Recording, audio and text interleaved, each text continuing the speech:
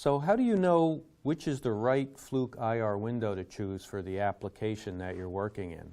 Well, the first thing to do is determine the environment. Is it an outdoor application or an indoor application? FLUKE actually has models that are rated for the outdoors and will stand up to the UV because they're tested to UV aging testing.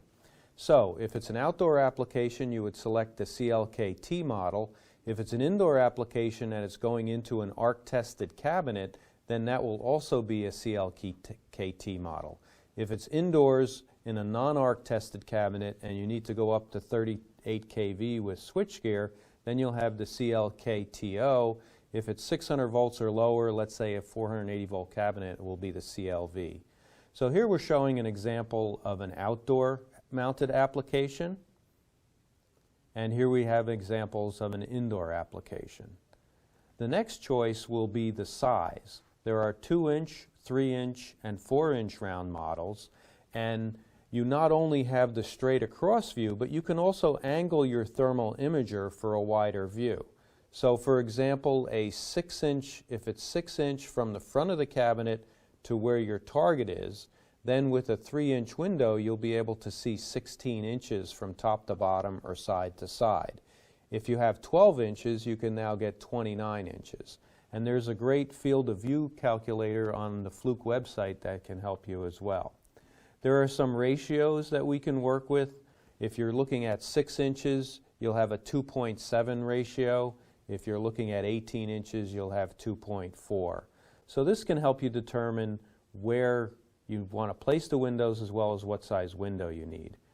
This is an example of the field of view, how even though it's only a 3-inch window, with 12 inches to the target, we can get 29 inches across, so we can see a pretty wide view. Here's an example of a 4-inch, expands that to 38 inches. You could also take into account whether you have a standard lens or a wide-angle lens. The wide-angle lens will give you a wider view with a single shot. So to determine how many windows you need, it really helps to walk around, look at your cabinets. If you have things like phase barriers, there's ways we can straddle that with 2 windows, so you don't need to have 3. If you're working, rear panels are often deeper than the front, and sometimes it's not practical to install a window on the front panel. If you install it on the rear or the side, you can see very well. So you would make a chart of where you're going to place the windows, maybe what the ID is, what side of window size you need, and then where you might want to mount it.